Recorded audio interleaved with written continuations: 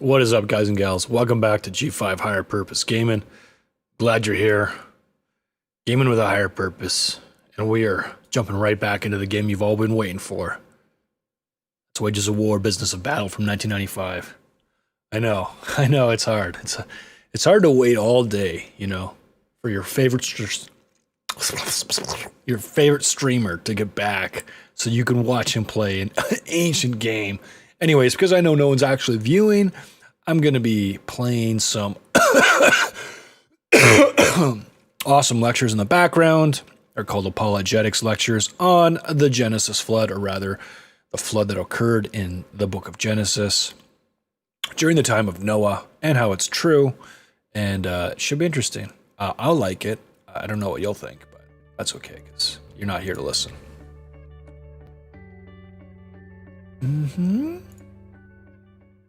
Welcome to the Radcliffe Institute for Advanced Study.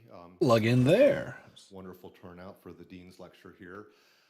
So perhaps remind you or tell you, the Radcliffe Institute is primarily a multidisciplinary institute that knits together the arts, humanities, sciences, and social sciences. We have a fellowship program. We have a program on Yeah, there we are, boys and girls. gender conference coming up on gender and violence on April 9th and 10th. Gender violence, guys. So let me introduce our speaker for today, David Montgomery. He is a professor at the University of Washington and heads the geomorphology group, is also a MacArthur Fellow. Okay, Intelligence Clearinghouse, intelligence quotes. Oh, shoot. And we've had, I don't know, somewhat similar interests in kind of the way science develops in a not so straight and narrow path as sometimes we're taught. Got a whole month to go here, yes. Appeals to me greatly. So geomorphology, for those of you who don't know, is the study of how the topography of Earth's surface is influenced by events like earthquakes and floods. And in fact, I wonder if I can pause this. flood and the Noah story is the topic of today's story. Martin Foster, a veteran contract corporate intelligence agent residing in Melbourne, Australia, On a personal note is has been hiring out companies for over 14 years lately. It seems that a growing addiction to cocaine has caused him to foul up several intelligence operations. Oh, great. striving to do this. Things got so bad that on February the 9th of this year, he was officially blackballed in the intelligence community. Mr. Foster is publicly vowed to get even with his past employers and associates. It seems that he is likely to do just that. Mr. Foster's last official contract was with Satlink LR. Well, here he is. Our operative tells that Mr. Foster acquired information regarding the top secret program code named First Monkey. This program, contracted for by the new American government, Chapter about the so-called was to develop a supersonic listening device that could hear conversations inside buildings while residing on a satellite in orbit around Earth.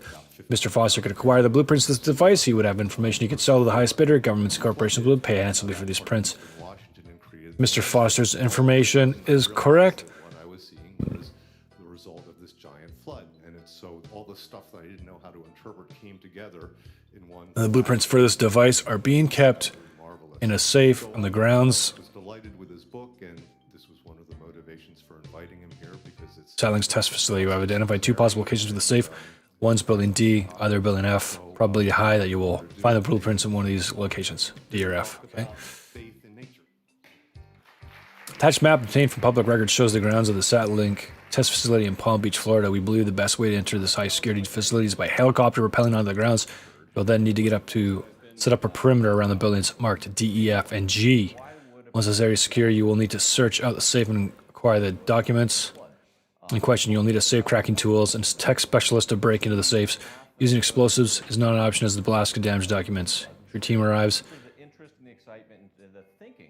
at the Jameson Memorial Private Airfield outside of Orlando at 3 p.m., we'll have our operatives Formally taught in any detail other than what I now know as a cartoon. stand by to take you to the rappel point by a helicopter. Looking into the history of thought in Christianity, the way theology Weather's unpredictable at this time of year. No major storm fronts are expected. Well, this is not a guarantee. between faith and reason that has been portrayed in a lot of history. Fence cutters, pellet equipment, Complicated and safe crackers, tools. fascinating than I ever really knew about. So I invite you to sort of share with me the story of how I sort of went through writing this book, The Rocks Don't Lie, and where it really started was in southeastern Tibet. I had no sort of knowledge that I was going to be sort of researching and looking at the effect of really big floods and the origin of flood stories until I got asked to join a scientific expedition to the southeastern Tibet, to the gorge of the Tsangpo River. They needed a river person on this project, and I was the guy that sort of knew some of the people involved. They asked me if I wanted to go on this expedition to Tibet. And I was like, sure, I can volunteer, no problem. What do I need to do? What am I studying? And as it so often turns out, the thing that we actually proposed to do in geomorphology was not the thing that I got really excited about after I got there and saw the. I had him before he's good. Reading pieces of it. She, he, whatever. Behind me, this is a topographic terrace. It's a lake terrace in the valley of the Tsangpo River, upstream of the gorge where the river flows down through the Himalaya. Yeah, one of the it's good. Had him before. And then flows out to become the Brahmaputra, where it gets down into India. This is in the eastern. Might want to bring two of the same. The Tibetan border hits. No, never mind. And Burma or Myanmar, whatever you want to call it. This valley is a very interesting place. These very prominent features are essentially tell me, as a geologist, that there had been standing water in this lake.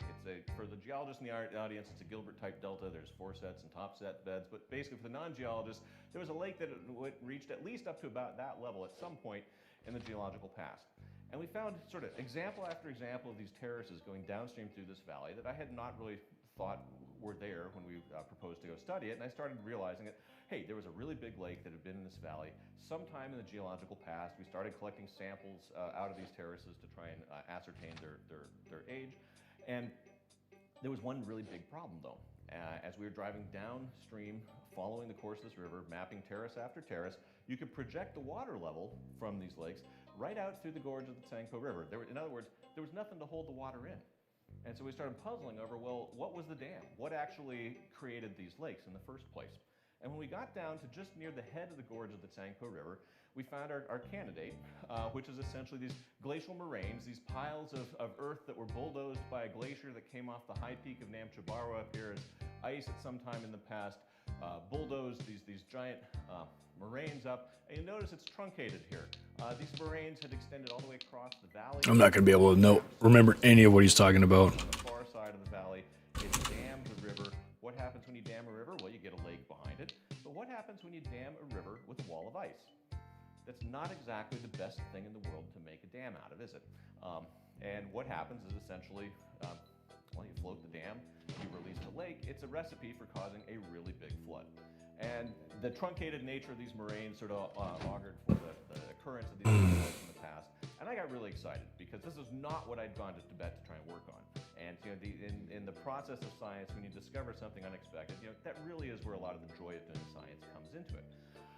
And so I got really excited, was really thrilled about this. And I started to then talk to some of the local Tibetan villagers about how thrilled I was to have discovered that their valley had been filled with a lake at some time in the past, and that a really big flood had drained the lake and essentially created the landscape, the topography, the geomorphology that we could see today.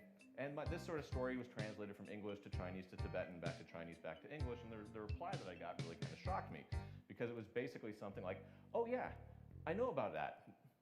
There were 3 boats stranded up there on the side of the valley when the lake drained. And I'm sitting there thinking, I just discovered this thing. How could you know about it? And basically, there was an oral tradition of this lake draining, or a lake draining in this valley that I was unaware of at the time, or before this trip. And I was even more surprised when we got our carbon dates back from some of the lake sediments. And they dated out at about the 8th century AD, about 1200 years ago. I think that's the late Tang Dynasty, if I'm remembering such things correctly. And it turns out that there's this story of this gentleman shown on the screen behind me, Padmasambhava, Guru Rinpoche, the second historical Buddha, the Tantric Buddha, the guy who introduced Buddhism into Tibet through the valley of the Tsangpo River by doing things like, yes, draining the lake by fighting the demon of the lake, and essentially draining it to reveal the fertile farmlands the people still farm today. So in other words, had I not done the geological field work ahead of time to put the story of this lake together, and if I'd heard that story, I would have considered it a folktale, a folk story, something that, maybe they saw these kind of features I was seeing, and it was made a story to try and explain the topography. But this made me start to wonder whether or not there was a real geological basis to the story of many of the world's flood stories. Because it seemed like there's at least a very plausible case to be made for this one in Tibet, having its roots in an actual event. that may have occurred some 1,200 years ago. Well, this got me into thinking about things like, the world's other flood stories, as you might imagine it would. And I started to look at things like the global distribution of flood stories. And many people have done this in the past, but if you kind of look at it and parse the geography and the details in some of those stories, you actually can put together some fairly interesting observations. But their flood stories are from around the Pacific Rim, sort of in this region. They're across North America, from Alaska across the Midwest up into Scandinavia, and of course there's a few very famous flood stories, or one in particular, out of the Middle East. What about that distribution? Well, I'll turn to that in a minute, but what first about the characteristics of flood stories? A lot has been made about the parallels between flood stories in different parts of the world. And the most common elements among the world's flood stories are really that people survive destruction by water through some type of a boat or ark, and many of the other details actually vary a lot between different regions. But those key elements, essentially that there was some means of escape. One. The flood was caused by water. Well, that's kind of a note. That's a gimme, right? E. And that somebody was saved to tell the story. Those are the three elements 5. that you would have to have 7. in any flood story in order for the story to have been recorded, and been essentially transmitted. I got really interested then in the differences between flood stories, not the commonalities. They are distributed around many parts of the world, not everywhere. But the other question you need to wrestle with in terms of thinking about whether or not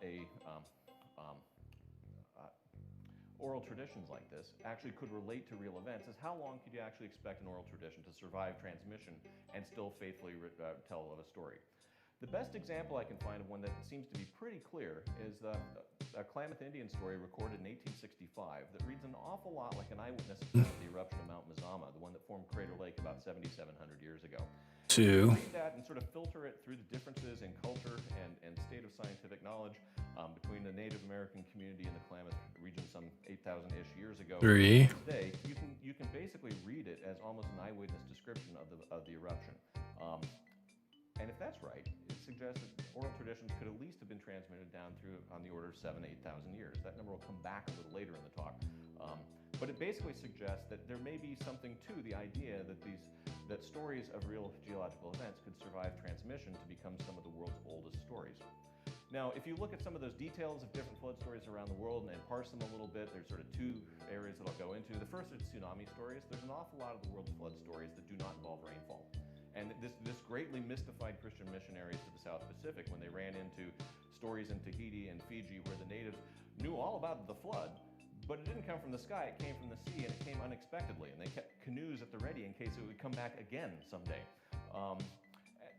Stories that read a lot like tsunamis have been recorded in Alaska, South America, the Pacific Northwest, the Pacific Islands, as I mentioned, Southeast Asia.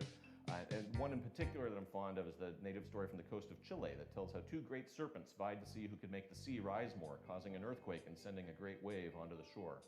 And there's parts of the world where you have what are known to geologists as subduction zones, where you have one tectonic plate being shoved underneath the other, where you get great earthquakes, like I hope doesn't happen in Seattle anytime soon. Basically, 5. generate fairly large tsunamis that if you read a lot of these native stories in these areas, they sound an awful lot 6. like descriptions of tsunamis. Similarly, if you look towards the northern margins of the Great Pleistocene ice sheets, the sheets of ice that occupied the poles during the last major glacial periods, there's stories in Scandinavia, the one I told you about in Tibet, some in Alaska, some from Oregon and Washington, the Great Lakes region, the Mississippi Valley, that read like essentially dam break floods, and they're probably related to events in those areas. The one I'm particularly fond of is the one captured in that cartoon cover there that shows how Odin and his brothers killed Ymir the ice giant, causing his blood, which of course would be water from an ice giant, to gush forth in a great flood, which drowned a whole lot of animals, and is sort of central to Nordic mythology. There's similar kinds of stories from Native American communities, but the geography is essentially circumpolar in the northern hemisphere for the ones that involve ice. Now, I'm not the first person by any stretch of the imagination to wrestle with the sort of the geography of flood stories worldwide. A lot of people have done so. And about a century ago, a guy named James Fraser wrote a book called Folklore in the Old Testament, where he actually compiled a list of many of the world's flood stories and then went through them and I just got off the phone with the travel agency. As usual, I had her give me 3 quotes. Myths, It is which ones awful were what they legends. charge these days. And his conclusion is worth reading, I think, in full because it's 100 years old and it's very good. And he actually came to very similar conclusions to what I came to based on, frankly, less work. He wrote that there seems to be a good reason for thinking that some, and probably many diluvial traditions, are merely exaggerated reports of floods which actually occurred, whether as the result of heavy rain, earthquake waves, or other causes. All such traditions, therefore, are partly legendary and partly mythical. So far as they preserve reminiscences of floods which really happened, they are legendary. And so far as they describe universal deluges which never happened, they are mythical. Thought we were going at 3:45 p.m. Along the lines that I was a moment ago, that you could sort of look back at real events underpinning some of these, and that some of the stories may be somewhat elaborated. And to be fair, there are some of the world's flood stories that I can't make any sense out of at all. But I won't be talking much about them today. So what about the historical basis for the biblical flood story? I mean, if you're going to deal with the world's flood stories, you can't really ignore that one, can you? What the frig? I'm not the first person to wrestle with this, and I'm not going to be the last. But I do think that there's some ideas that really don't hold up to scrutiny at all. Notice the source, the prestigious journal that the article is taken out of. A decade ago, the claim was made that Noah's Ark had been found on Mars in the World Weekly News. And I want to walk you through this example for the simple reason that sometimes, even if you take somebody's argument at face value, you can use their own logic to destroy their argument. And this happens to be one of those examples. So how is that? Well, okay, you notice the picture of the Ark here. That's not actually the picture that they claimed came from Mars. That's an artist's rendition, obviously. This, though, look, actual photo of Martian mountain peak. Okay, so this is the photo of the outcrop right here that is said to look like this Ark. Now, how did they actually get this amazing photograph of Noah's Ark on Mars? Well, they got it with a satellite that was basically shown over here. Now, you get where I'm going with this?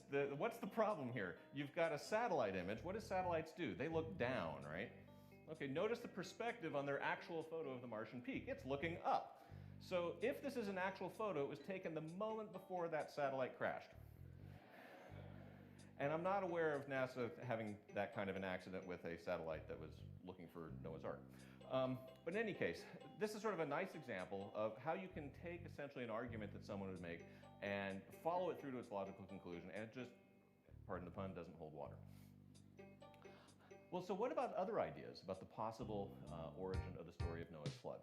I actually think that there's two possible sets of events that may be recorded in the biblical flood story. The first was really proposed by a guy named George Smith, who in 1872 translated an Assyrian flood story that bore a striking resemblance to the biblical flood story. Smith's story, its backstory, is that he grew up in the early 19th century in England and was fascinated by discoveries in the Middle East of cuneiform writing. And he actually taught himself how to read cuneiform writing, the sort of the indentations that were made with a stylus onto wet clay and then baked into what became these tablets that recorded a lot of economic data, as it turned out, and then also great stories from the region. And 2, 3, Smith got 6. hired by the British Museum after a calamity happened where archaeologists had been excavating at I have to go back and read my own book. I forget where they're actually, Nineveh, I believe it was. And they had essentially packed a whole bunch of these clay tablets that they had found and put them into crates, shipped them back to the British Museum, but they didn't pack them very well. And so when they got back to the British Museum, what they had thought were all these sort of clay tablets, this sort of like odd pottery that they had discovered, turned out to have been fragmented into tiny bits, and then they realized that all the indentations on it was actually writing, and what they had basically done is shipped a whole library home to England and destroyed it in progress, in transit. So they essentially ended up with the world's greatest jigsaw puzzle with the world's oldest books. Smith basically got hired to comb through these little pieces and try and put these books back together to try and figure out what they said. And he spent a decade toiling in the basement of the British Museum, trying to figure these things out, and then he finds this piece here, which basically tells the story, when he translated it, of a righteous man who was warned by a god of an impending flood and told to take his livestock and his family, put them on a boat. They did so. They rode out through 7 days and nights of rainfall, crashed onto a mountain peak after releasing 3 birds that went out to go look for dry land, and then there was a rainbow, and they built a fire and made an offering. That's the story of Noah's flood. It's the biblical flood story. But it predates the Bible substantially. And this made big headlines in England back in the 1870s when it was discovered. The Prime Minister of England shared the stage with Smith when he essentially announced his discovery of essentially an idea of the story of Noah's flood. And so this area, this region, that may lend itself to a geological basis for the story of Noah's flood. Well, has anyone been to New Orleans before Hurricane Katrina and sort of gone to the convention center and looked at the sign that's about 4 or 5 feet over your head that says sea level? This is a fairly disturbing thing for a geologist to see and stand below. And it turns out that in big river deltas, you'll often find that the high ground is right along the river and the levees of the river and land slopes off to the sides. Why? Well, when it floods, the coarse sand settles out right by the river and it builds the high ground like the French Quarter is on. The far areas, though, when the river overtops its banks, as big rivers eventually do in a big enough rain somewhere upstream, basically the surrounding terrain feels like a bathtub.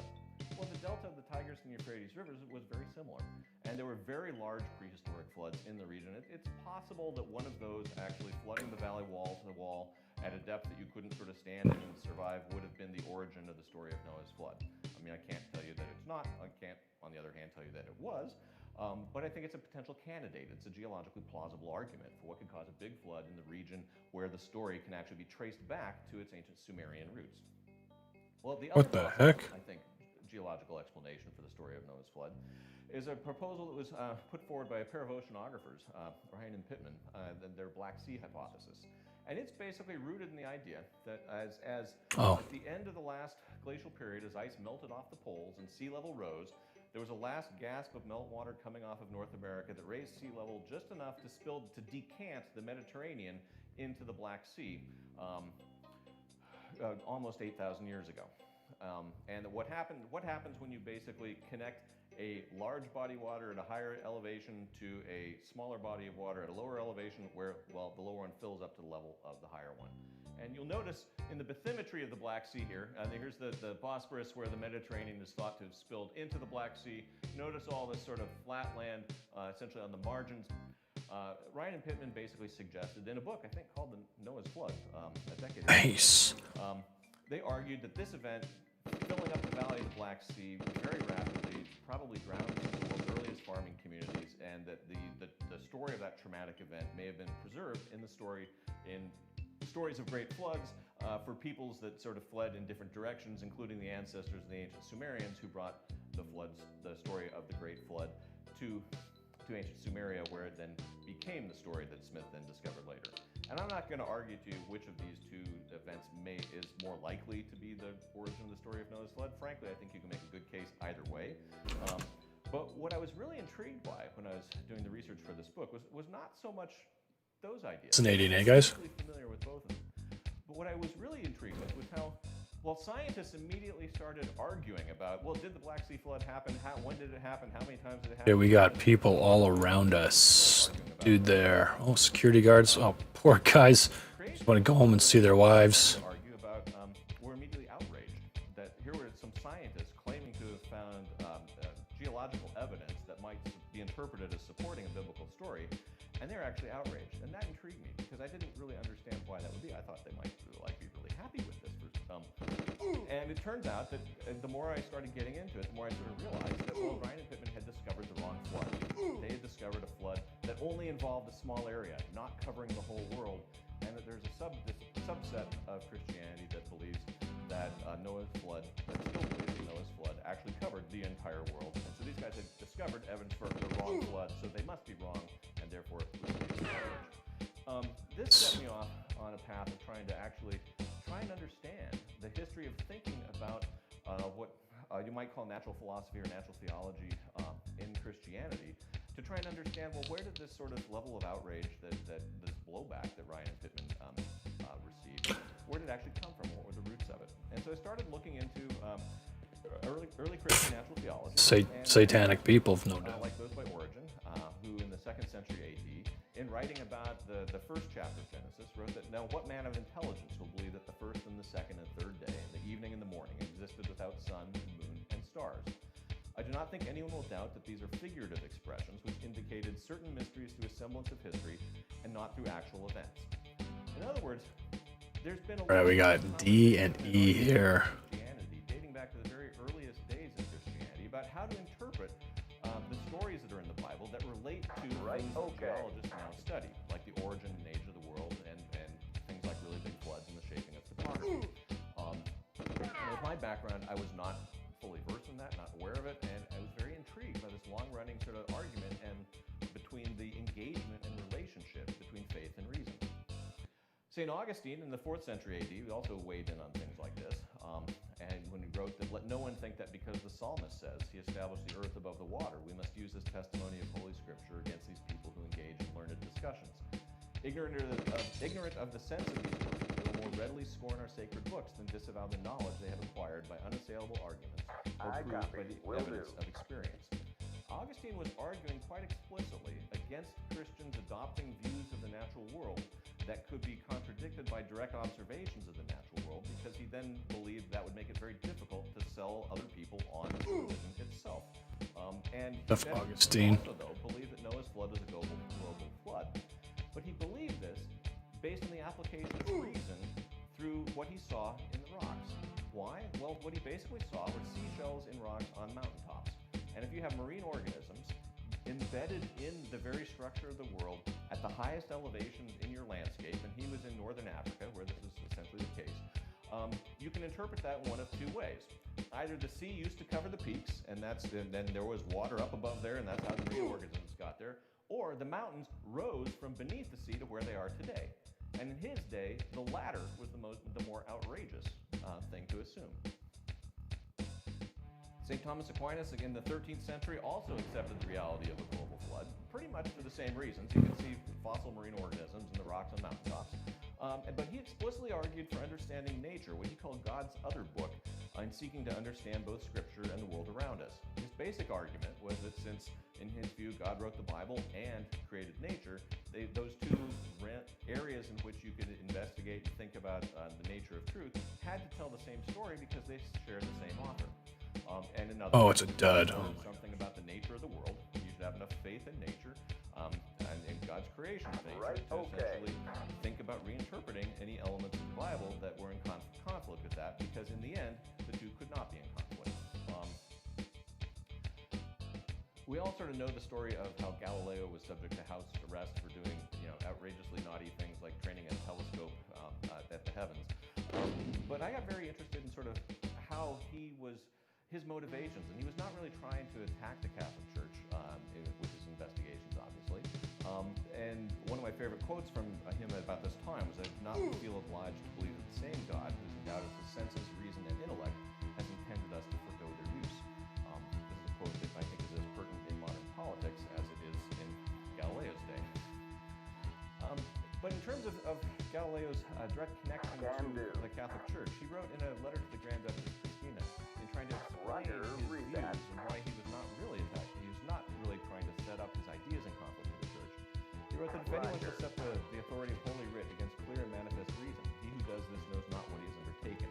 For he opposes to the truth not the meaning of the Bible, which is beyond his comprehension, but rather his own interpretation, not what is in the Bible, but what he has found in himself and imagines to be there.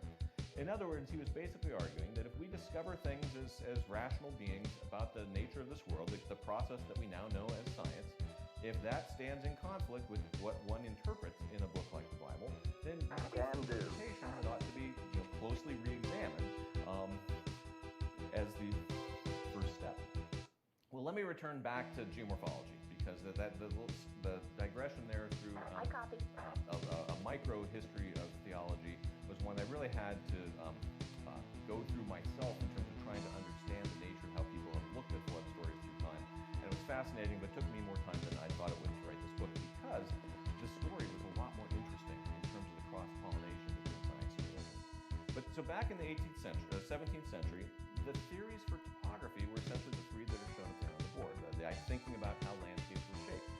Landscapes were shaped either on the third day of creation. They were made the way that we see them today, back when they were made. In other words, they haven't changed much, which means the job for geomorphologists would be really easy. We just do a one-off, that's the way it was, we're done, right? Secondly, the topography was carved by Noah's flood, essentially that the world's topography was a direct consequence consequence of human misbehavior and sin, and that the topography with the world we know today and walk around on is the chaotic aftermath of the flood. The idea that all the world's sedimentary rocks and the fossils that are contained within them were laid down by the flood was a very central argument in the 17th century. And finally, there had been enough earthquakes in those days to essentially acknowledge that they played a minor role in shaping the land surface. But those first two were really the sort of the theoretical framing devices, the theories, if you will, which 17th century natural philosophers essentially framed their view of geology. And it turns out that the first person who really put together a very comprehensive sort of theory of the world, called it the sacred theory of the earth, was not a natural philosopher at all. He was a theologian, was a Cambridge theologian, Thomas Burnet, who wrestled with the problem that was seen very much as a current one in those days, that there wasn't enough water on Earth to explain Noah's flood. People had sort of added up how much water was in the clouds, added how much water was sort of circulating on the surface of the Earth, and it was you couldn't essentially cover the world's highest peaks with the water that was there, and so Burnet came up with what was actually a very clever solution to the problem. He basically argued that the world, when it was created, was essentially an oblate spheroid, an egg-like thing, that was basically had three different layers in it, and that the outer layer was a layer of rocks and stones that formed the surface that we walk around on. There was an inner layer that was an interior ocean, and there was a very metal-rich, dense core. And this three-layer configuration allowed him to propose a very clever idea for how Noah's flood could have occurred when you couldn't find enough water on the surface of the Earth today to explain it. And what he basically said is that when God created the world and the sun started to then heat up the outer crust of the world, which started to fracture and crack, and right at the peak of human wickedness, the shell of the Earth collapsed into that interior ocean, generating Noah's flood, and then the waters all drained back down into the rocky rubble of the mess. So the water was hiding somewhere within the Earth. And this was actually a very clever idea, but he ran into a lot of flack immediately. First, as you might imagine, if you've ever tried to float a gravel on a glass of water, it doesn't work very well. It would be very difficult for his exterior shell to float on top of the interior. You can run the experiment yourself with a glass of water. So he originally caught flack from natural philosophers, but he also caught a lot of flack from theologians. Why? Well, imagine the theological problem if, with the setup for the biblical story of Noah's flood, if God created the world pre-programmed for destruction, then God knew we were going to fail the test of being good or wicked, and so why put us through it all in the first place? There's certain theological problems that come, so he got attacked by both theologians and natural philosophers, and this is not one of those cases where if you make everybody mad, you're doing the right thing. Sometimes it means you're actually just wrong. And even the founding father of geology, the person that I learned about in my what limited history of science I was exposed to as an undergrad or grad student, he's the person we look to as sort of the founding philosopher, if you will, of geology, because he proposed founding principles that are still used today to interpret the rock record. And he did this essentially because he was working for the Grand Duke of Tuscany, Ferdinand II, I believe it was. And he was trained as a medical doctor, and he's a master dissectionist. So when some fishermen, pulled up a great white shark and cut off its head and sent it up to the Grand Palace, Steno was the guy who got the job of dissecting it.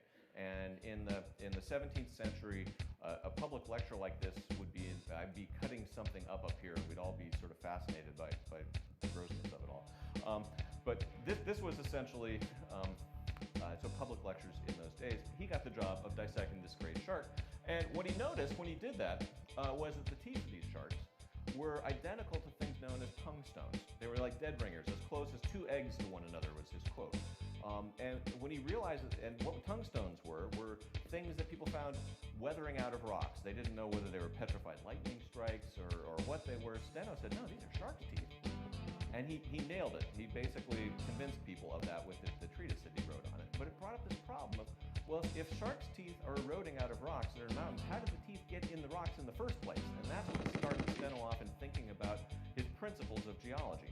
And the ones that he came up with were actually fairly simple, and we still use them today. If you have a pile of sedimentary rocks that have been deposited by stuff settling through water, well, the oldest stuff is on the bottom. the youngest stuff is on the top. No one's going to argue that. And Steno basically tried to express his principles in his words as to be so clear that nobody could really object to them. In other words, if you apply them, the inferences you draw from them are correct. And he also, his second principle was that the stuff was laid down horizontally. So if you found rocks that are tipped up on their side, they've been tipped since they were deposited. Very clear, very simple, still taught in introductory geology ideas. Notice that with his garb here, at the end of his life, he was a Catholic bishop. That point will come back. What did Steno then actually sort of do? He applied his knowledge, his principles to interpreting the topography in the area around of Tuscany, and he came up with a 6-stage model for the history of the world, the third stage of which was, you guessed it, Noah's flood. So the grandfather of geology, the person who basically laid down the founding principles, was interpreting the evidence that he saw through applying those principles through the theory of Noah's flood, the theory with quotes, right? But the idea that he was filtering his interpretation through that as his view of it. Now, after Steno basically demonstrated that fossils were actually real objects, they weren't just things that happened to be petrified within the world. They were the remains of real organisms that died in real events and got buried in real rocks. The recognition that fossils were real things was seen by many as compelling evidence of Noah's flood. If you have a lot of bones in the rocks, a lot of fossils, those may be things that were around. And this fossil over here, Homo diluvi testes, that was popularized by Jakob Seucher, a Swiss naturalist in the early 18th century, was held forth as a solid evidence of Noah's flood in terms of being a drowned saint. Thought it was a human fossil. It turns out it's actually a giant salamander, but this wasn't actually figured out for another 50 or 100 years, depending on which source you want to cite. But the point is that people started looking at and thinking about bones they found in rocks and thinking about tying them back to organisms. And early on, they were seen as compelling proof of Noah's flood. There were bones of mammoths that were unearthed in upstate New York. That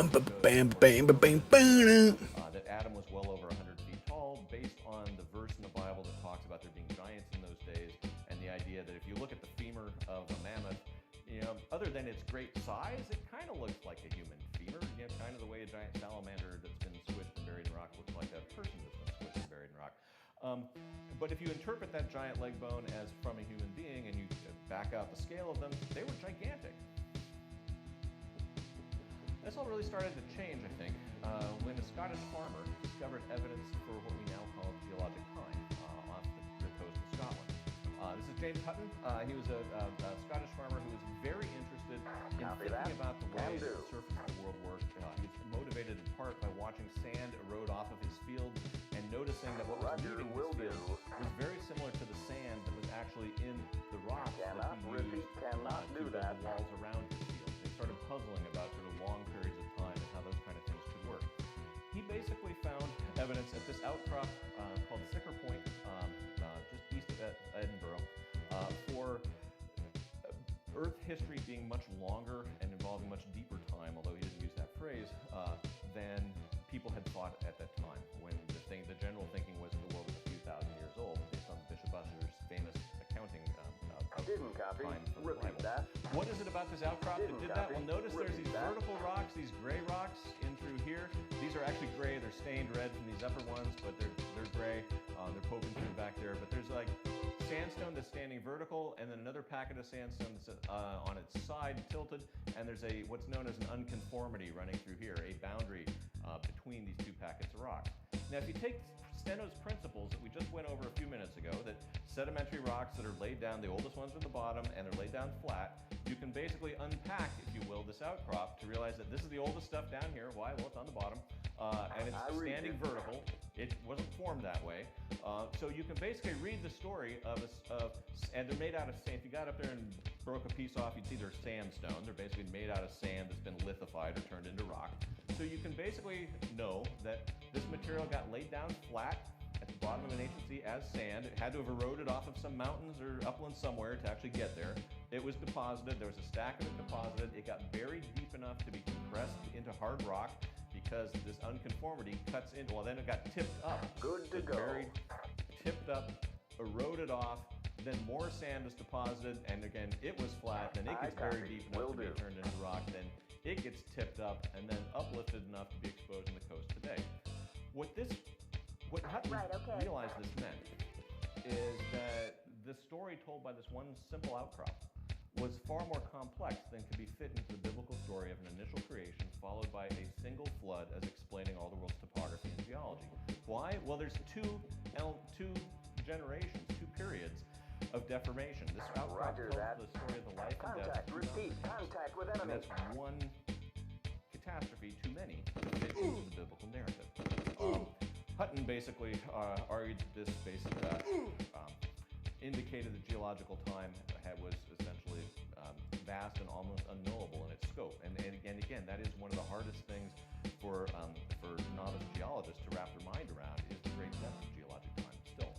So by the 18th century, in the 18th century, as scientists started to apply Steno's principles to the geology of Europe, they started to realize that there was actually multiple periods of geologic time. They were starting to discover that there were more periods of geologic time than you could fit into the biblical narrative.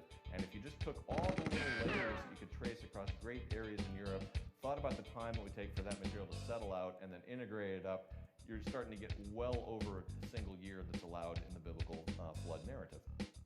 So the next piece of the puzzle that I wanted to add was essentially involves fossils. And that's the story of Georges Cuvier, a French scientist who was a vertebrate anatomist. And he was the type of scientist who does not do field work. People sent him bones. He was the bone guy. You found a bone somewhere in the world, you send it to Cuvier, and he would interpret it for you. And he was, by all accounts, brilliant at that. And when Napoleon's armies sent back samples of elephants and elephant heads and tusks and their molars, he basically compared the morphology of African elephants, Indian elephants, and mammoths, and realized that the skulls that we know now as mammoths that were dug out of rocks, fossil skulls, bore no resemblance to any living elephants. Down. Repeat, I'm injured. He discovered, in other words, he discovered extinctions. And extinctions caused major theological problems, because what was the story of Noah's flood supposed to do? Well, Noah was supposed to save two of everything. And apparently he didn't save the mammoths. No one had ever seen a living mammoth, and everyone had always assumed that mammoth skulls that were being unearthed were basically elephants that had, of one stripe or another that had died in the flood. No can do. And Cuvier went on to actually study the organisms, the plants and animals in different layers of the rock record, and managed to document that at each of these different periods and eras of geological time, there was a different flora and fauna. And what he basically inferred from that was that the life on Earth had been created not once but many times and destroyed many times. In other words, there was a whole series of great catastrophes. Roger. Far too many catastrophes than could be accounted for in the biblical narrative. And finally, as this sort of geological discoveries were going on, the idea of which of these great catastrophes was actually Noah's flood was an area of active debate and argument in early 19th century geology. And the Reverend William Buckland, who was the first professor of geology at Oxford, originally came to fame by claiming to have discovered solid geological evidence for Noah's flood as the most recent of Cuvier's grand catastrophes in the sort of the layer of gravel and cave-filling sediments that blanketed northern Europe. But eventually, when Louis Agassiz, the guy who's the hall next door is named after, demonstrated that the ice ages actually were responsible for laying down that blanket of gravel and those odd stray boulders that they're all over the place in Europe. It basically eliminated the last traces of geological evidence for global flood. So we can recap that the geological hunt for Noah's flood started in the 17th and 18th centuries, and as people started to apply Steno's principles to studying nature, to studying Earth's autobiography, they realized that the rock record involved more events than simply the creation of the flood. For Pete's sake, man. Why does this guy just get to like...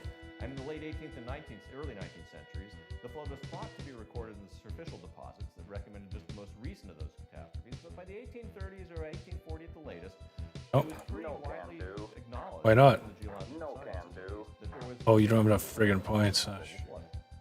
Suck. By the mid-19th century, it was very well established that geological discoveries had essentially refuted the idea of AC is dead. Oh my god. Geology by Edward Hitchcock, the president of Amherst College, was both a natural natural theologian and a geologist, and that's to prompt me to remind you that most of the people we've been talking about so far, not all of them, but most of them that were involved in the early study of geology were clergy. Those are the people who had the time and the expertise and the energy and the interest to actually go out and study how the world was put together and to try and understand the processes that had been used to shape and form it. Hitchcock's summary here, I think, is well worth sharing for two reasons. One, it's interesting, and I like 19th century writing. Yes, I will admit it. But also, note the date. It's from 1854. This is from before Darwin's famous book. Hitchcock wrote that the history of opinions respecting the deluge of Noah is one of the most curious and instructive in the annals of man. Almost every geological change the Earth has undergone, from its center to its circumference, has at one time or another been ascribed to this deluge. And so plain has this seemed to those who had only a partial view of the facts, that those who doubted it were often denounced as enemies of revelation. But most of these opinions in this dogmatism are now abandoned, because both nature and scripture are better understood. From what I can triangulate, by about the mid to late 19th century, the idea of a very young Earth shaped by Noah's flood had been completely abandoned by geologists and had been pretty much abandoned by mainstream Christian theologians, who had basically bought into the arguments that, Augustine and Aquinas' arguments about God's two books being in agreement with one another. Trash. And by the end of the 19th century, geologists, by the mid to late 19th century, geologists had really moved on from the idea of studying Noah's flood. There were arguments about was it a regional flood in the Caspian Sea. Charles Lyell, the guy who wrote a very famous book that sort of kicked off modern geology, wrote about Noah's flood being from the flooding of the Caspian Sea. It's kind of Ryan and Pittman's hypothesis, one big sea over. And there were lots of arguments about sort of what may have been the other thing. But the idea of a global flood was pretty much put to bed. And geologists really started to essentially not look at evidence for really big floods. They weren't looking for them. The idea of grand catastrophes as things that could shape the surface of the Earth fell wildly out of favor. And a guy named J. Harlan Bretz in the 1920s, in his youth, actually had the audacity to discover evidence for those big Missoula floods that we were talking about a little earlier, when a glacial ice dam blocked the South Fork of the Clark River, created Glacial Lake Missoula, and notice this is Seattle over here under a lot of ice in the Pleistocene. But when this ice dam failed, this lake drained out and carved the channeled scablands of eastern Washington. Landforms that really, if you aren't thinking in terms of a really big flood, are really cryptic and hard to understand, and at a scale that's really hard to see. Well, Bretz figured this out on horseback and in a car in days before you could actually get up in airplanes to figure it out. You can look at NASA satellite imagery today, and it'd be a lot easier to put the story together. Bretz did an incredible job of doing the field work the old school way. Why? Well, he was old school. He was working in the 1920s and 1930s, and most of his geological colleagues didn't believe him for most of his career. Why? Well, because he'd already put to bed the idea of really big floods shaping topography. You know, the War over Noah's flood had been solved in the 19th century. He couldn't possibly be discovering this kind of stuff. It took most of his career and most of the 20th century for geologists to actually come around and for his views to be vindicated in terms of looking at what shaped the topography of eastern Washington.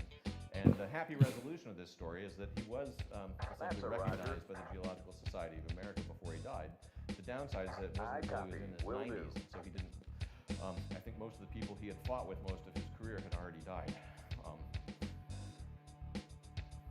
But so, geologists really, over the course of the 20th century, came back to sort of thinking about the tension between the slow and steady processes that shape the surface of the Earth every day and these kind of grand catastrophes that Cuvier and Bretz were talking about. And so today now, any sort of student coming out of an undergrad or graduate program in geology is going to have the tools to both look for evidence of big catastrophes and to integrate up the day-to-day processes that, say, Hutton was thinking about in terms of his deep time. We sort of look at things through both lenses. What the frig? Awareness of geology today, and we look at Gallup polls over the last 30 years. Just throws a random shot and kills a guy. And we look at the proportion of the American public who essentially buy into the arguments of young Earth creation. The world is actually fairly young. It was created in the shape that we know it today, and presumably that Noah's flood played a big hand in shaping that. It's something on the order of 40 to 45% of the American public. It's fairly close to about half of the American public. And you'll notice that I haven't talked about evolution at all yet. And I'm I'm not going to.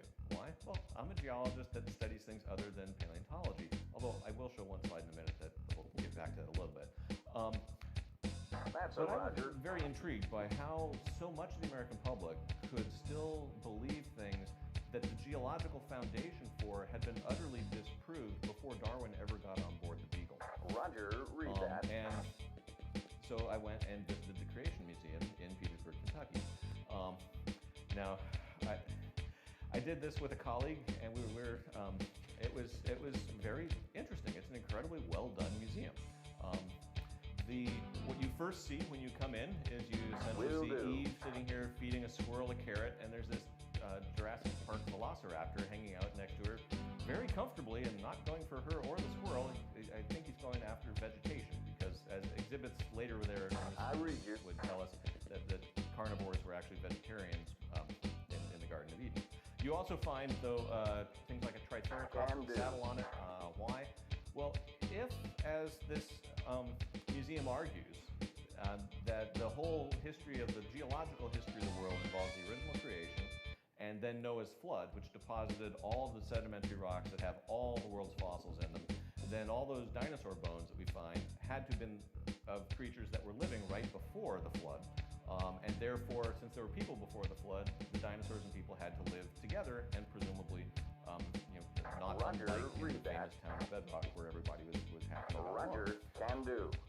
The things that really surprised me much more, though, Roger, were will the nature do. of some of the exhibits actually within it. Cannot When repeat, you cannot do go that. into one of the first exhibits, you see reason explicitly defined as the enemy of faith. And having been brought up in a Presbyterian household that was taught fairly different things, I was quite surprised by this.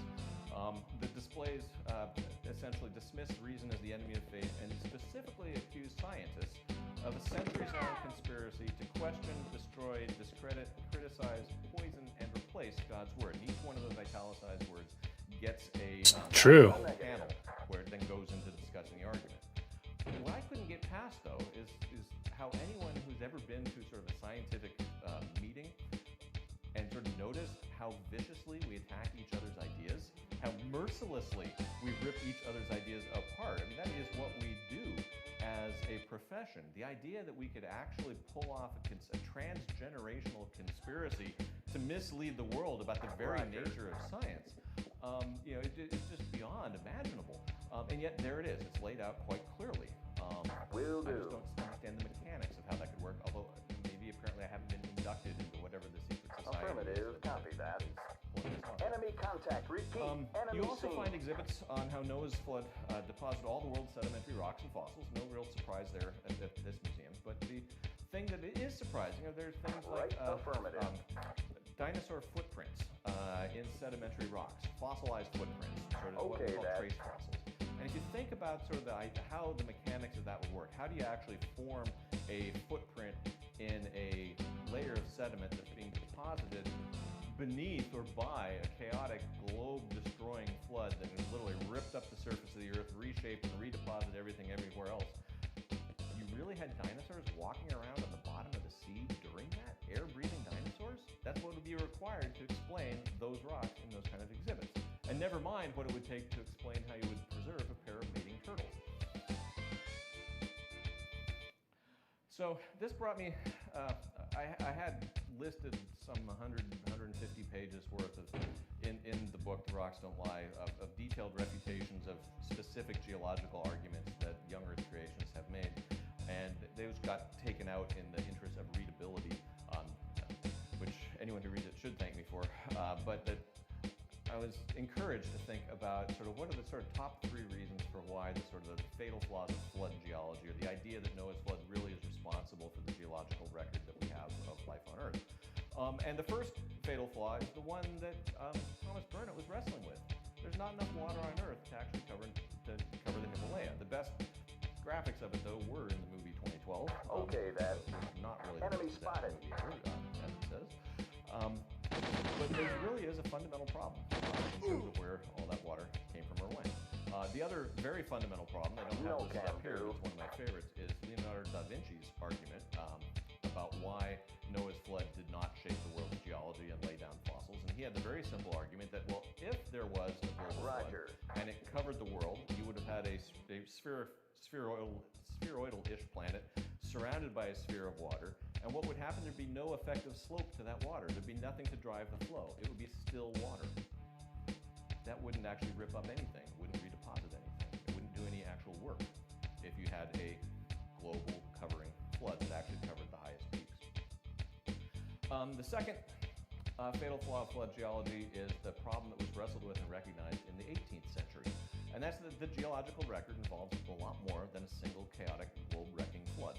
And if you just look at the color coding there on the geology of the Grand Canyon, the fact that there's 3 different colors, there's 2 unconformities. You have the basement rocks down here, which a creationist would argue might date from the original creation. Then you have a layer of sedimentary rocks, an unconformity up here, and then more layered sedimentary rocks. Even in their worldview, you'd have to have 2 floods, not 1, to explain the stack of rocks. And we won't even argue about radiometric dating and all the other reasons why you can basically dismiss their argument here, but their own logic for us. And finally, what I think is perhaps the most troubling problem with the young Earth creationist view of Noah's flood are that 99% of all fossils are from extinct species. And I have yet to hear a fairly coherent response to this problem from those who claim that all the world's fossils are a result of Noah's flood. Because what this means, of course, is that either Noah did an absolutely terrible job at trying to get 2 of everything onto the ark, and he got the 1%ers, and that's it.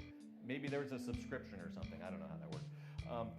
But either he did a poor job of trying to actually fulfill his primary duty, or there's something fishy with the story. That's your choice.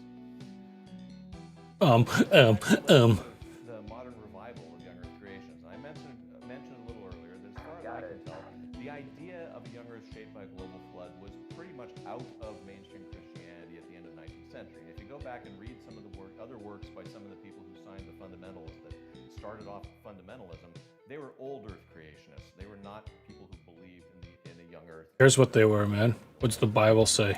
These views really got revived in great part due to this book. Yeah, because of science. It really launched, I think, the young Earth creationist revival, and was by an Old Testament scholar, John Whitcomb, and a hydraulic engineer, Henry Morris, who collaborated on this book. And they were very clear. What they did is they basically took the biblical story as truth and then went to look for evidence to support their interpretation of that story. And they advocated letting the Bible speak for itself and then trying to understand the geological data in light of its teachings. In other words, in sort of scientific parlance, that's sort of known as assuming the conclusion. But they actually, I actually put off reading their book to a fairly late. I had thought that they basically would be far less rational than they turned out to be. These guys actually laid out a really good and devastating critique of geology in the 1950s. These guys knew what they were talking about in terms of critiquing the way geologists were not able to explain many of the things, the basic features of the surface of the Earth. They asked, killed off the dinosaurs. How did great stacks of sedimentary rock end up stranded high on continents above sea level? How could mountains rise? This is back to the question that Augustine was grappling with and why he thought Noah's flood was a global flood. He didn't have a good model for how mountains could rise. How did fossils of tropical flora end up in rocks at the poles? These are all questions that geologists in the theories that had been offered up to that point had essentially collapsed, and there were no really good answers for them. And these guys were clever enough to figure that out, point it out, frame the book, and then say, we know the answer. There was a global flood that resurfaced the world and deposited all the sedimentary rocks and fossils. In other words, they dusted off this long discredited 17th century model. What did they miss? Well, note the date in their book, 1961. Whitcomb and Morris pretty much missed out on plate tectonics. Why? Well, plate tectonics wasn't really accepted at the time. It was barely even proposed. Pieces of it were starting to fall into place. Affirmative, copy that. And plate tectonics is a good example of one of those ideas that comes together from different observations that you put together to make a theory that actually answers questions that the developers of the theory never thought to pose. And in my view, that's actually a characteristic of a really good theory. If you put something together based on evidence, you make a prediction, and then someone else says, hey, that also explains this, that, and the other thing, and people start falling into Roger, place, that's the read hallmark that. of the good theory. The hallmark of the bad That's theory affirmative. is essentially if you have to keep invoking miracles to explain away the observations that don't coincide with your theory. And this is the problem that Wickham and Morris ran into.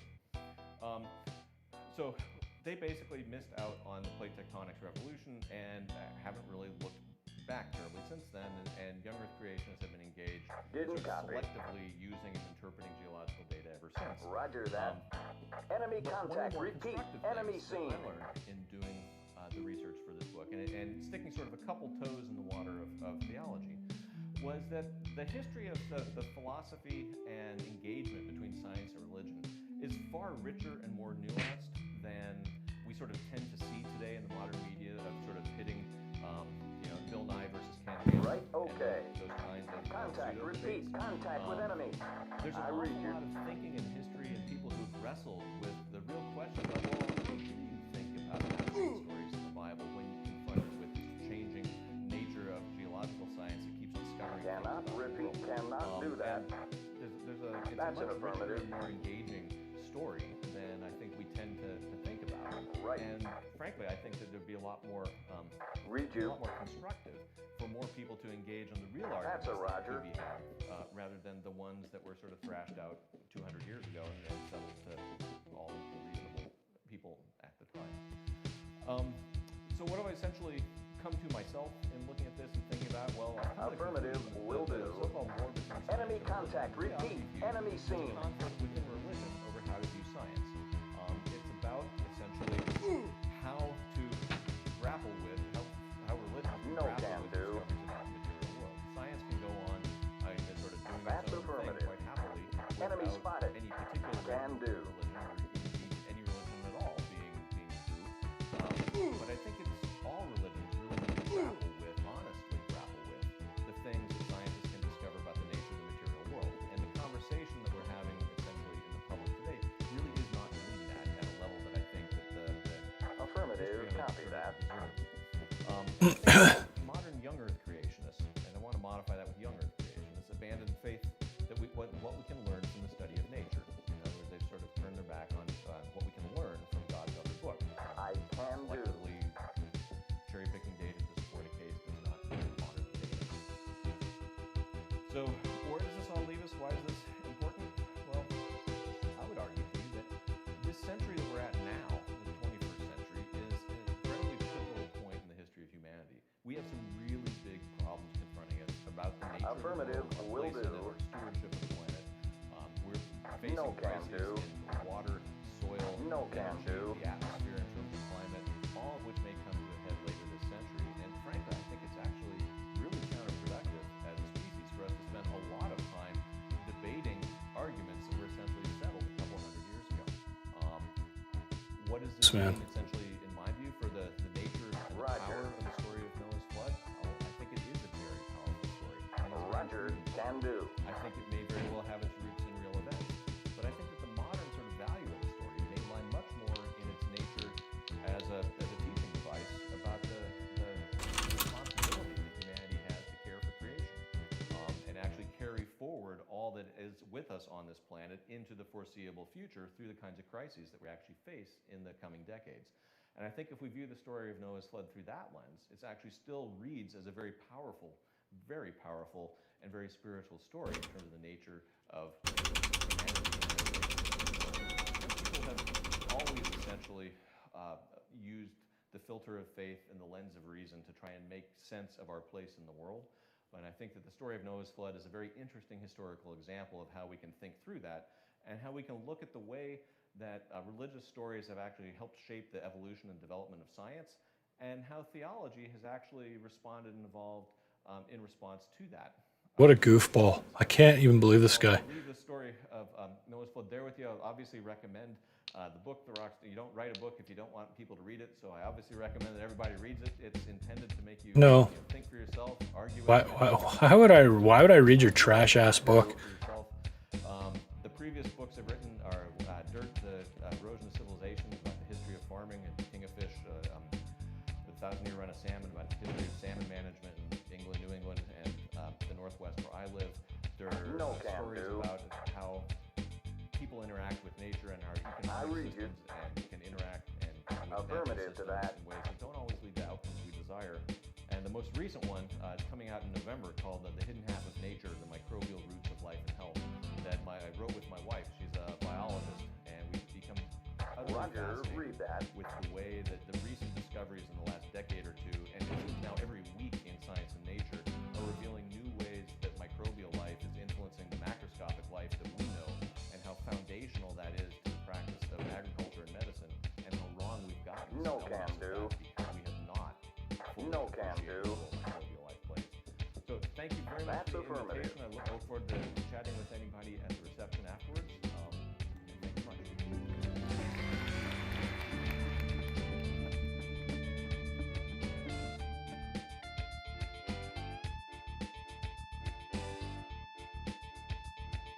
A PhD in molecular genetics from Ohio State University. I can't even believe that guy, Lord. Disgusting. Yeah, so they didn't understand tectonics. Yeah, they did. Scholarly background, she is a wonderful speaker, as you'll discover in a minute. She continues as an active researcher and writer. She also directs our popular women's outreach, Answers for Women. You can find her resources, including DVDs of past women's conferences, in our gift store. At this time, please silence Roger, your cell read phones. that. And note that emergency exits are located up front, to your right and left, and along the left side of the room. Oh, nice. He sees him. And a warm welcome to the superb communicator, Dr. Georgia Purdy.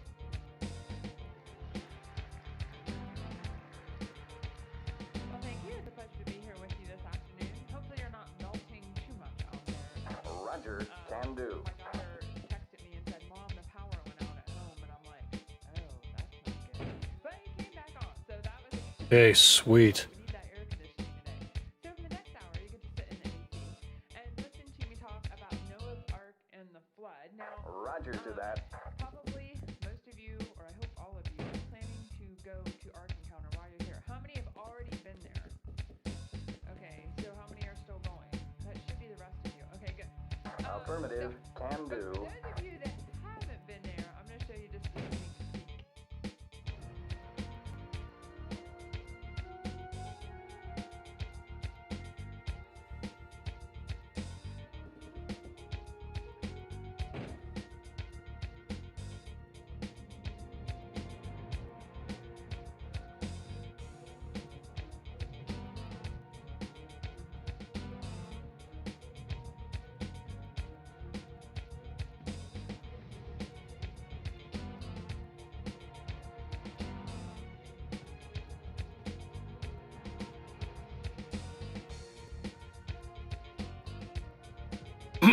Oh, I can't even believe that. It just makes me angry. It's like he just dismissed it so easily. He didn't even think about it. It's like so set in his mind. It's like, read the Bible, dude. Why is it in the Bible? Why is it in the Bible? Oh, it's a good moral story. That's pretty inaccurate. Sake. That's a Roger. Ding, Roger, read that. While you're there, make sure you check out all the amazing food choices too. I actually went the other day just to explore the food, because I've been in the Ark a lot. So, Roger, it read was that. neat to see all the different things that really make a full day or more, really of being there and enjoying all of that. All right, guys. As with any attraction that is based on the truth. Where's the extraction? Read or heard that we have received a lot of criticism for our encounter. This is just a few of the headlines from the first year we were in operation. Ken Ham's Crazy Ark Park. Ken is the CEO of Answers in Genesis, which built the Creation Museum and the Ark Encounter. 5 things Kentucky can spend $72 million on instead of a fake Noah's Ark. Now here's the ironic thing about that. Kentucky didn't spend a dime. Okay, the Ark was completely privately funded. Okay, everything's an exit point. Roger that. It was a Noah's Ark he doesn't believe should exist, and many, many more. And so that's just, like I say, just a small sample. Because to many unbelievers, spending $100 million to build an I ark copy. that's based on a story in the Bible doesn't really make any sense, because they don't believe that the Bible is true. So therefore, the ark isn't a Exactly. true thing that ever existed. But what's really sad to me, as a Christian, is how many Christians also think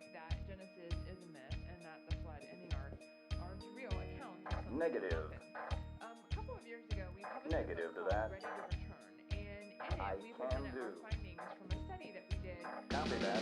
Roger. that have basically grown up in the church and they still continue to attend church. You're right, Now, man. there's a lot of things, and I don't have time to go into all of those, but I want to just point out a few things that I think are especially relevant to what we're going to discuss today. We asked them, does the Bible contain errors? And nearly 40% said no, or they don't know. Now, again, the Bible is not an inerrant, infallible word of God. There are problems with it. There are mistakes with it, things that are wrong. Now, we asked them, if you believe it has errors, what are those errors? Now, this is not a multiple choice question. They can answer however they want. And then we categorized those answers, and over 50% of their answers had something to do with the book of Genesis, that it was wrong about the age of the earth, that Genesis has been disproved, or that it never flooded during Noah's time. And when we asked them a question about No, but you don't gotta worry about that. Scientists for centuries have been fine with all this. almost half said only a legend. Okay, so it's not a true account. It's given to us in Scripture. So it's a myth.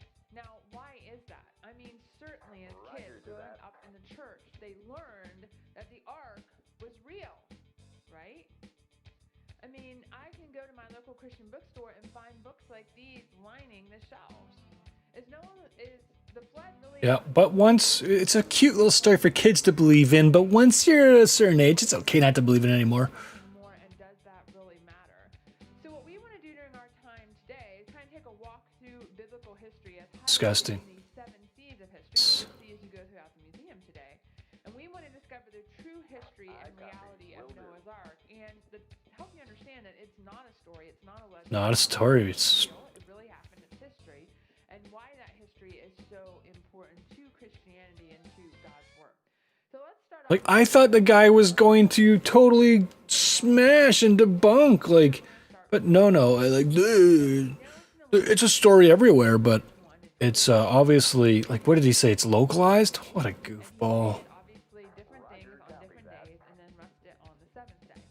Now, we also know from Scripture, especially from the biblical What a jerk. genealogies or the family trees that are given there and other events in Scripture, we can figure out the age of the earth.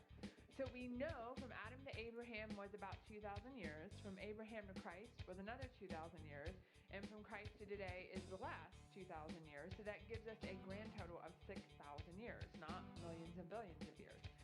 Now we know that God's creation was very good. Nothing like the world that we live in today, right? It's no disease, no death, no suffering, a very, very different place. But it didn't stay that way for very long, which brings us to... Maybe I should get the other guy over there to work on the safe too. And we know that Adam and Eve had one thing they were told not to do, right? And that was to eat from the tree of knowledge of good and evil. But that is exactly what they did. They disobeyed God, and the punishment for their sin was death, okay? And all creation groans, right, as a result of that. That's when death and disease and suffering entered this world as a punishment for man's sin. Now that brings us to the 3rd C, which we're obviously going to spend some time talking about, which is catastrophe. So this is about 1,500 years after creation, and I think in one simple verse, the Bible sums up for us the very tragic and horrible effects of Adam's sin. It says, and the Lord saw that the wickedness of man was great in the earth, and that every intent of the thoughts of his heart was only evil continually. Okay, so it was a bad place. I think things today are pretty bad. They were worse, guys. His family and the animals on the ark were spared from a global catastrophic flood that would destroy everything else. Now, in my experience, there are 3 big, areas that people have questions about when it comes to the flood. Mission good. And the 3 big areas, or the 3 big issues, are the ark, the animals, and the flood itself. Now, obviously, in 1 hour, I can't cover every question or objection that people might have. But I'm going to focus on those that I think are the major, so to speak, things. And then we have an ark, okay? We have lots of resources that you can go to find out more information if you have specific questions.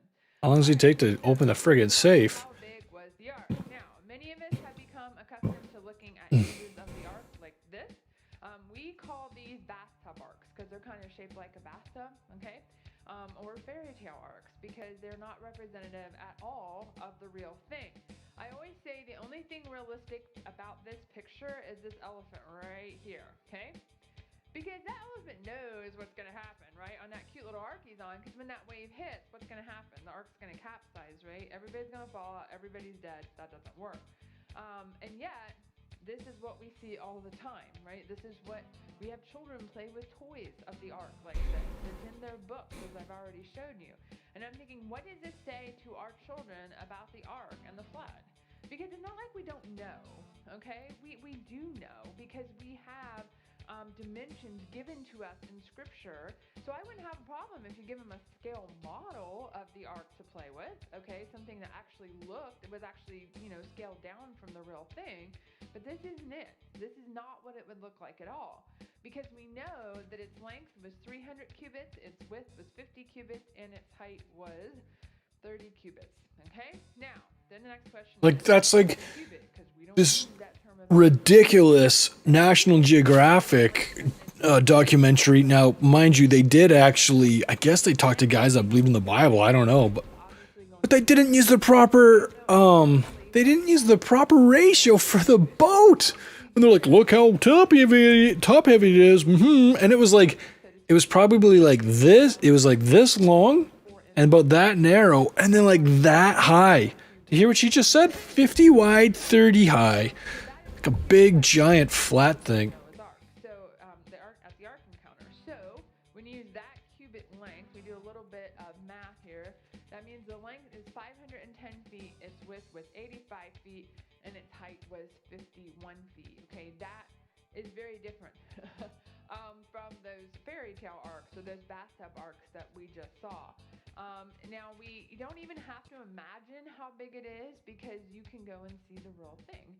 And when people ask me to describe it, I usually just say massive because it is the largest freestanding timber frame structure in the world. Okay, nothing is bigger than this.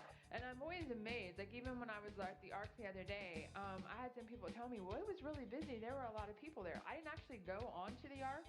I'm sure there was. They can all be on the Ark. Thousands of people, right? And if you're outside, you don't even see that. It's amazing. Like I said, they're kind of just like absorbed into the Ark. It's big enough for all those people. Its length is about a football field and a half long. Its width Wow. is 2 school buses wide. It's like 15 million square feet or something, or cubic feet. Imagine that is really, really tall. If you want to get an idea, to stand at the end of the ark and look up. Okay, it's huge. It's about at the bow fin, which is right here. It's about 10 stories up, so it is really, really tall. In fact, its volume is equivalent to about 483 semi-trailers. So you can put a lot of stuff in that ark. Now, another way to get a sense of its size sort of is to compare it to boats that have been built in more modern times, like the Wyoming, which is about 450 feet long. It was a wooden ship as well. It's not quite as long as the ark, but pretty close.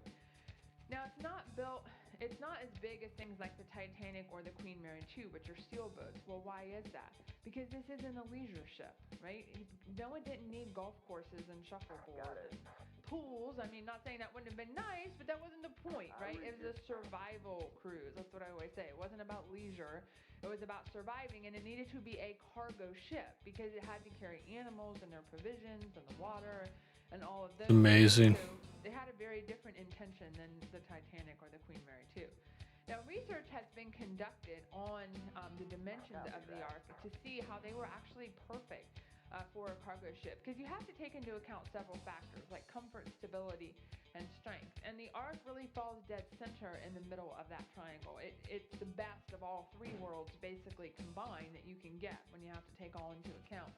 Because if it were taller, longer, or wider, it would break apart, it would tip over, or the people and animals would be so sick that they wouldn't be able to survive. And now I say, well, of course it's perfect, because God's the one that gave the dimensions. Amen. Exactly what needed to be So done. cool. There was even a group of Korean scientists back in the early 90s that wanted to do some modeling of the ark to see if it would indeed be seaworthy. So they built a scale model, and they're not Christians to my knowledge, but they built a scale model, they put it out on the open ocean, and they said, would it work? What was their conclusion? Absolutely. Okay, that was the conclusion they drew. They wrote a research paper on that and said it's absolutely seaworthy. If it had been built, it could do the job. Well, again, of course it could. God designed it. Now, knowing the size of the ark is really important. And one of the things that we do to illustrate this at the ark Yes. is our Got him, guys. And Good job. books and toys that have already shown you on how to present the arc to children. As cute and whimsical and fairy tale like. And people would say, yeah, but come on, they're just kids. I'm like, yep, they're just kids, which is why it matters even more how we portray these things to them. I mean, if we believe these are if we believe this is history, why are we presenting it like a fairy tale? Why are we presenting it like fiction, right? That's a problem. We need to think about that because our kids are coming to us for truth, and if we're portraying what is truth as a lie or as a fairy tale or as fiction, that's a problem. We're not doing them that's not doing justice to what's in the Bible, and it's certainly harming and hurting them by leading them I felt like we did a good job. Let's find out. right? Because Oh, I just lost $124,000. Yikes.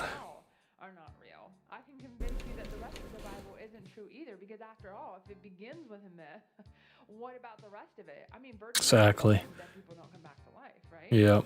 I mean, that's what science says. Well, if Except that science says virgin-born man who was God said see, that's the he problem. spoke as if Noah was a real thing. So Is the Bible really truthful and authoritative in all that it says? I mean, like I said, with those young people, they doubted it, right? They think it has mistakes and it has errors in it, especially when it comes to Genesis. it's It leads them to a lot of other disbeliefs in the Bible as well. So we need to give them the truth because they've been doing from the very beginning, right? He is the yeah, we're the most popular guys. to question God's word. Did God really say you couldn't do that? Right? I mean, that's what he. Oh, I need a drink. Forgot I had water. Okay, but he got her to believe it, and the fallen world is a result of that. So that's why it's so important that we employment to make portray you. the arc I will be accurately sending you and a not copy give of the in to contract. devil's Look it lies over and let us know. and accomplish in I this am world. sorry to be such a All right, bother, let's but not we ask must you really that, have right? an Let's answer show from the you truth. today. Okay, so Good how day. did Noah then fit all the animals on the ark? Now, honestly, I don't think this would be as much of a question if people would portray the ark accurately. Okay, I think we get into problems when we show fairy tale arcs and then try to imagine all those animals. But like I said, it's a very big Nice. structure, and its volume is equivalent to almost 500 semi-trailers. Landmark Laboratories, Being said, there's a lot November of 13th, animals. 2001. Modern estimates as far as how many species are in Landmark Laboratories Limited of London, England is the foremost leader in chemical research. We develop chemicals for medical, military, and industrial use. Our company, a 250-year-old concern, has grown to a position of prominence by putting our customers' concerns ahead of our own. reasonable estimate. 250-year-old company, maybe. Okay, Last week, a 20-year-old employee entrusted head of our military chemical division disappeared. In a competitive and secretive business like ours, we feared the worst, and it went on the assumption that he had been involved in foul play. We thought a competitor had done away with him since he was the leading research chemist on a project of immense proportions. We discovered yesterday that this was not the case. We found the ashes of his detailed notes in a trash can in one of the storage closets. We now assume that he destroyed his notes on this project after committing them to memory. He has probably sold himself to a competitor or possibly another government.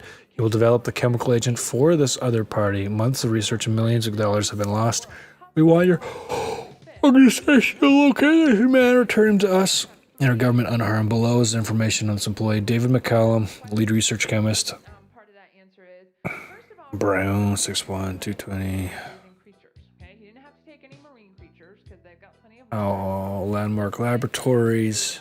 Quite speciose. There's a lot of species. Find alerted to Landmark Laboratories, Dave McCallum, in good health. Goes down significantly without marine creatures. Probably also doesn't include the insects. Okay, now I'm sure with all those animals. About 2 weeks. Bugs. Okay, but the thing is that insects are technically not air breathing, so probably didn't include the insects. Now, even if he did have to take them, they're not going to take up that much space, right? Okay, probably put them in a small box. So it's going to be okay, even if he did have to take them. But again, if you go to our insectorium here in the museum, and that's just a small, tiny fraction, right, of the different species of insects that exist out there. Beetles alone are like hundreds of thousands of species. So if you take that number, insects and marine creatures, out of 8 million, that number is going to dramatically go down. And again, We the have reason a deal I say then. it is just I shall make air-breathing, arrangements for land-dwelling your creatures money. is because that's what Scripture says. Thank you. The birds, the animals, and the creeping things, okay, will come to you to keep them. Yes? I just received the quotes from the Intelligence Clearinghouse. Nick, that's them right over. That answer. They seem Number quite two steep. is that he Remember, we must probably watch brought those young adults. expenses. And I would say God brought the animals to him, and then he took them actually on the ark. The reason for younger animals September 13th, we got take up less space, they 14 days. produce less waste. So all of those things are good when you're talking a survival cruise with a lot of animal cargo. The other reason is because they would have the longest reproductive life after the flood. And that's what you want. Landmark Laboratories Limited LL is involved with the English government in developing a chemical weapon system that we have been able to get details about this project. This is the one which David McCallum was the research leader. In fact, from the information we obtained, Mr. McCallum was the individual who single-handedly developed the chemical used in this weapon. When Mr. McCallum left and destroyed all the research notes, LLL lost over 2 years of exhaustive work on this project. David McCallum is a certified genius with an IQ of 180 and photographic memory. Well trusted by LLL, it was total surprise to find that McCallum had left LLL to sell the chemical to an outside party. No one could have foreseen this, since for 20 years Mr. McCallum has been totally honest and trustworthy to LLL. Our operatives have located David McCallum and identified the organization for which he is working. Mr. McCallum is working in a laboratory set up in the jungles of Cambodia, located near the Thailand and Cambodia border along a tributary of the Mekong River. This lab and Mr. McCallum are being funded by the Cambodian Reactionary Force, a rebel faction working in Cambodia to overthrow the Cambodian government. We believe the best way to enter the target area is by helicopter. Along the tributary of the Mekong River, there's a clearing that will provide excellent cover to disembark from the helicopter. From this point, you'll have to follow the tributary approximately 1.2 kilometers south to reach the laboratory complex. The attached map, obtained from government records, shows the target area. You will need to arrive in Ubon, Thailand for the helicopter journey to the disembarkation point across the border into Cambodia. The best time to assault the complex should be at dawn. This would be 05:47 a.m. local time, taking into account the helicopter ride, the 1.2 kilometers you need to cover in jungle, and the load time for supplies. We suggest that you be at the airfield by 3:15 a.m. Once you have acquired Mr. McCallum, you will need to return to the helicopter landing area for transport back to Ubon, Thailand. The weather is expected to be clear, although there will be fog in this area along the Mekong tributary. This fog should be burn off fast once the sun rises. Similarities there, right? So you can kind of see that they all belong to the same family. So there's a strong just presence of looking at them and saying that, as well as the fact that they can reproduce with one another. And we have some really good examples actually of this as what forms that family or that kind over at our petting zoo. So you need to go over there today and you need to see our Zorse and our Zonky, okay? Now when you look at them, you're like, wait a minute, what is that?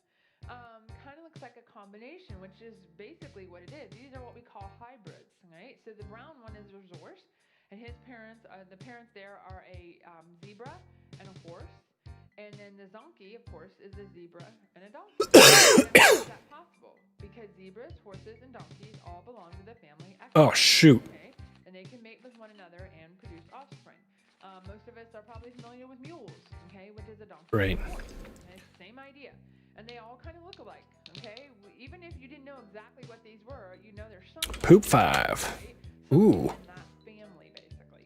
So Noah, right now today, we have about close to 400 breeds of domestic dogs. But Noah did not have to take 400 pairs of dogs on the ark, okay? That's just ridiculous. Most of those breeds didn't even exist when Noah was taking animals on the ark, okay? Those have just come about in about the last... 90% of our fossils are from extinct organisms. Again, they're just variations. Only if you believe that dinosaurs didn't coexist. Like, gosh, man. I was so sick listening to that guy. I'm gonna teach the Bible. Do you believe it all? No, not. I mean, yes, of course I do. They're all dogs, right? We've got jackals and foxes and the bush dog and the wolf and the coyote and your favorite domestic dog breed. Now, some people say, whoa, wait a minute. You're saying there was just 2 dogs and we get all the dogs we have today. I say, yeah, that's what I'm saying. And they say, but that's a lot of change in a very short period of time. That's just a few thousand years ago. I say, well, true. But let's think about this for a minute, okay? There's only about 35 dog species in the world, okay? You realize all these dogs that I'm showing you up here and the wolf all belong to the same species. They're all Canis lupus, okay? They're just different breeds of dogs. And there's a lot of variety among the breeds, right? I mean, you've got Great Danes. Well, I'm not that tall, but you've got Great Danes and you've got Chihuahuas, right? I mean, they look pretty different, don't they? Now, how is that possible? They descended from the wolf, okay? Through people selecting for certain traits, okay? And they keep breeding them back and breeding them back and breeding them back and getting dogs that eventually just keep producing dogs that look like Chihuahuas or Bulldogs or whatever it may be. That's through people selecting and making those choices. People have been able to do that in 500 years. We've gotten about 400 breeds of dogs. Whoa. Okay, so what can happen in a few thousand years? Certainly you can get 35 species in a few thousand. I mean, that's a lot. And that's through nature and other mechanisms at work, not people selecting, but natural mechanisms that cause that to happen. So it's very, very reasonable. If we can produce a few hundred breeds, certainly nature can produce a few, dozen breeds or species in a few thousand years. So it's really not all that unbelievable. God has created these animals with an amazing amount of genetic diversity. And you should feel sorry for the bulldog there too. I might mention, just read a paper recently, that breed is probably going to die out in our lifetimes. It won't be around anymore. Good. Read it to the point that the poor dog cannot breathe anymore. It's too much. It's gotten too short of a snout and it can't even breathe. So anyway, that's just what happens. Those breeds become Gross. that can be bad for them. Now, back when we knew we were going to build Ark Encounter, when we first knew this was going to become a reality, myself as well as several other scientists had to get together and do a lot of research and figure out what is a reasonable estimate of number of animals for the Ark. And knowing that he took 2 of every kind and 7 pairs of some, okay, so we had to look at what then of all of the animals that are alive today and all of the animals we only know from the fossil record, okay, and take all of those and put them into their kinds, their original kinds. Whew, that's a big job. All right, and so many scientists were involved, and they published their papers in what's called Answers Research Journal, which is an online journal through the Answers in Genesis website. Anyone can go there and look at those articles, but I'm going to give you a summary of those. They are pretty fascinating to read. But as far as mammals go, there's about close to 550 kinds, birds almost 300 kinds, reptiles a little over 300 kinds, and then amphibians about 250 kinds, which gives us a grand total of almost 1,400 kinds or 7,000 animals. Okay, so that's all that was needed on the Ark. Again, if you're taking at the family level or the kind level, there's really not as many. Now, whatever you do, don't take those kind numbers and multiply by 2. Because remember, Noah had to take 7 pairs of clean animals and the winged creatures, so that's why you end up with a lot of birds on the Ark. Now, what animal, though, do you think I get asked most about when it comes to the Ark? Dinosaurs. Unicorns. I like that one. Yep, that's one too. That was probably a rhinoceros, though. But dinosaurs, okay, by far are That's interesting. we know about the most. Were dinosaurs on the Ark? And I say, of course they were, okay, because what does the Bible say? Of every living thing of all flesh, animals after their kind will come to you to keep them alive. Well, that includes the dinosaurs. We know about them from the fossil record. They were real animals, living animals at some point. Now, there's lots of other animals that are also in the fossil record, okay? We get so excited about dinosaurs, we tend to forget that there was a lot of mammalian species that we know, or kinds that we no longer have around today. We try to show some of those at the Ark so people understand it's not just dinosaurs in the fossil record. It's lots of other animals that no longer exist either. Now, there's plenty of room for them on the Ark, okay? I think we get taken in by things like Jurassic Park and Jurassic World, and we get this idea that all dinosaurs are like enormous, okay, and scary. The fact is, though, the average size of a dinosaur is like buffalo size, okay? So think large cow, right? That's the average size of a dinosaur. Some of them are very big, some of them are very small. Most of them are just right in the middle there. So not a problem. There's plenty of room on the Ark for that. Noah would have taken juvenile, or God would have brought to him juvenile dinosaurs. Okay, again, they're going to have the longest reproductive life after the flood, so that just makes sense. Noah was not trying to do this, okay? Just saying that sauropod's going to have a hard time fitting through that door. Now, once he got in, he'd be okay, he'd fit, but still getting through might be an issue. So Noah's going to take the young one. One, two. Everything starts out small, including dinosaurs. The largest dinosaur eggs are like the size of a football, so it's not going to be a problem. 6, 7. Now, the next question people ask is what did T-Rex eat? Because they're thinking he's going to eat all the other animals on the ark. And so I think there's two possibilities. The one I tend to think of the most is that they were vegetarian, that these dinosaurs were vegetarian for at least a period of time. There are meat eaters today, supposed meat eaters, that refuse meat. There are tigers and lions that have done that. They just won't eat it. They'll only eat fruits and veggies. So it is possible, and we're talking survival. We're not talking what they would preference or what they would normally eat. So I think they could do that. The other possibility is that he just took dried meat for the carnivorous dinosaurs. Why don't I get good guns, man? It's awful. There's only about 60 to 80 dinosaur kinds or families, so you're not talking that many dinosaurs. It's actually a One. of the animals on the ark, less than 200 total. So we do show a few of those at the ark, like 2. and then the sauropod kind. Now again, these guys are going to grow up to be some of the biggest land animals on the planet, but they start out really small. So we talked about the ark, we talked about how all those animals could fit, because it's not all that many animals after all. And now we need to talk about the flood. Is there evidence of a global flood? Because if water covered the entire world at some point, there should be evidence of that. Now, one of the things that I hear a lot is that people that are 3. Christians that are trying to kind of go along with what the world says, but also believe what the Bible says, will say, well, maybe the flood was just a local flood. Okay, it didn't cover 4. the entire world. It just covered the area in which Noah lived. So I want to address that first because I think that's an important issue to talk about. 5. It occurs a lot in the study notes of Bibles, but we have to remember the study notes are not the inspired inerrant word of God. Okay. 6. And really, those ideas are coming, as we'll see, from outside the text, and they're trying to push ideas into the Bible that the Bible clearly does not indicate or state. So if the flood was local, okay, these are just some basic questions I have to ask. Why did 7. Because seriously, he could have went somewhere else, where the flood was not going to happen. That's Oh, exactly. a lot of 8. time and effort wasted when he could have just went to wherever the flood was not going to occur.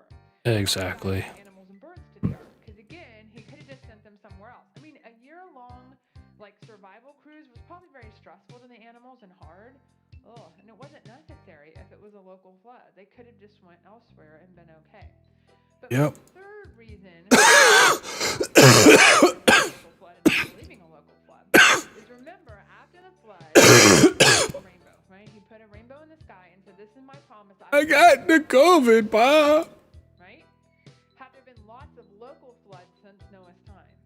Sure, we all know that. We experience a lot in this region because of the Ohio River. All right.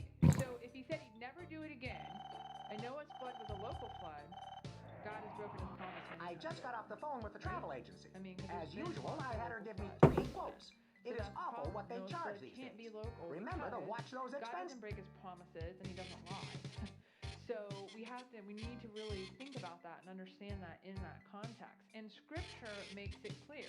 Again, just like we know the 5 days. we know that the flood covered the entire world. It says, all flesh on the earth, everything, all flesh on the earth shall die. Right? Even says all the high hills, not some of them, all of them were covered by 15 Year feet of bought. water, about 23, 25 feet above the highest hill. So if it's a local flood, how does that work?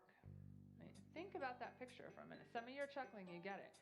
Right? So if it's a local flood, what? Seriously, it's just going to go 15 cubits upward of the highest hill in the area? No. Does water work that way? I mean, when you turn it on in your bathtub, do you think that bathtub's going to stop it? The edge is going to stop it from going over? No. Okay. If the water keeps coming, it's going to continue to all those areas. Exactly. Oh, So man. that isn't possible. Plus, it says all the high hills, under the whole heaven. It doesn't say just in the area where Noah lived. And again, Scripture is clear. These verses are not hard to understand or interpret, right?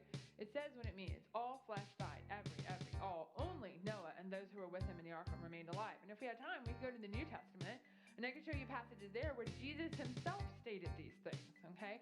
So it's not, again, this isn't hard to understand. And the New Testament writers, including Jesus himself, understood it to be a global flood that killed everything land-dwelling animal and human except those which were aboard the ark. Now, Because So gross, that last talk I listened to. I can't even believe it. so, in other words, we know certain truths from God's word, so we expect to see certain things in the world, and we see those things, and those things confirm and support that God's word is true. All right, so we should expect to see things like we're going to talk about in relationship to rock layers and the fossils. Okay, and this is just two. There's a lot more, and we're only going to talk about a subset even within this. But let's talk about these as being major flood evidences. Now, probably many of us are familiar with geological timescales that look like this one. That the lower you go in the rock layers, the older that rock is, the older the fossils are, and as you go more towards the surface, the younger they are. And there's certain, fossils associated with different levels. Now, here's the question. Does it really take millions of years for rock layers to form, or can they actually form quickly under the right conditions? Okay, that really is the question that we have to address. So I'm going to show you a short video that talks about the Mount St. Helens eruption that occurred in 1980. And most of us in the room, maybe with the exception of the kids, remember that, watched it on TV probably, because thank goodness volcanoes don't erupt every day in the U.S. What we saw was that, wow, under catastrophic conditions, things like rock layers can actually so let's take a look.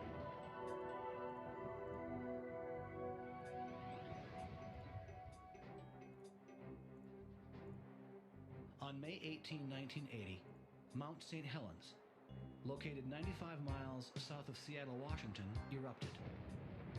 The eruption was triggered by an earthquake centered beneath the mountain that measured 5.1 on the Richter scale. The lateral blast swept out the north side of Mount St. Helens at 300 miles per hour. With temperatures as high as 660 degrees Fahrenheit and the power of 24 megatons of thermal energy, it snapped 100-year-old trees like toothpicks and stripped them of their bark. Please choose a starting point for Lita. Right, Lita. Oh my gosh. But at Mount St. Helens, geologists watched the Earth's surface change The heck, man? rapidly. Icebergs were buried in hot avalanche material. They melted and formed badlands in days. Eruptions on May 18 and June 10 produced fine layers in hours. On June 10, mud flows cut zigzag canyons 100 feet deep in soft sand and mud, complete with perpendicular side canyons. Canyons that are Oh my gosh. geography of Grand Canyon, only 40 times smaller and clearly produced within hours. Mud flows over the following decade cut hundreds of feet into solid rock in just days of cutting time. Fallen trees formed a log mat on the surface of Spirit Lake and dropped bark to the bottom of the lake, accumulating up to 3 feet of bark peat in just a couple years. Oh, great. Quickly floating logs sinking to the bottom of the lake resulted in buried trees in only a decade. Similar to the trees of Yellowstone's fossil forest, which are also buried in volcanic layers. Even though Mount St. Helens is a very small catastrophe compared to the flood or the major catastrophes immediately following the flood, it provides a better clue to what happened in those times than the slow geologic processes which are most commonly seen in the present. Okay, so what this showed was that under catastrophic conditions, you can get a lot of change in a short period of time. They showed these rock layers that were here. You see the person at the bottom for an idea of how many rock layers are there. Right, okay. Those rock layers were formed in a matter of hours. It did not take millions of years. All it took was the right conditions. They talked a little bit about this canyon. This is called Engineer's Canyon. It's 1/40th the scale of the Grand Canyon. It was cut out in 9 hours. That's all it took. Will do. It just took a catastrophe. Now, there's a little river that runs through that canyon. And I'm going to tell you right now, that river didn't make that canyon, right? Because we know. We observed it in the present. It just took 9 hours to carve that out. Now, I would say the same is true for the Grand Canyon when you go there. Now, when you go there, they'll tell you the Colorado River carved that out over millions of years. Nope, Will it do. did not. There's no way. It would not look like that. it looks a lot like it happened very, very quickly not that long ago. One of the evidences is that is the fact that the faces of the canyon are very steep. Good Okay, to and they go. don't look like they've been weathered away Enemy for sighted. millions of years, right? They're much more recent because they're the result of probably a post-flood catastrophe that carved that out in probably just a Enemy very short sighted. period of time as well. Now, let's go on and talk about the fossils. And one of my favorite things to deal with fossils is talking about soft tissue, okay? Stretchy soft tissue that we find inside dinosaur bones, okay? Because it combines biology and Thank you, Jesus. You know, like, God has made it so it's so clear. If you're just humble enough to believe it like a little child, you know. About 2005, I should say it's really popularized. It had been discovered before that, but the more and more our techniques got better, people were able to see this. And so what they found, what you're seeing here is dinosaur soft tissue. So this is blood vessels right here. That's what these are. Right. And the things inside the blood vessels are exactly what we would expect. These are red blood cells. Now, I think I'm going to actually just stop for the night and go watch this because it's going to be so good. So everybody, God bless you. Have a great night. Saving game. Mission start. Boom. All right, everybody. God bless. Good night.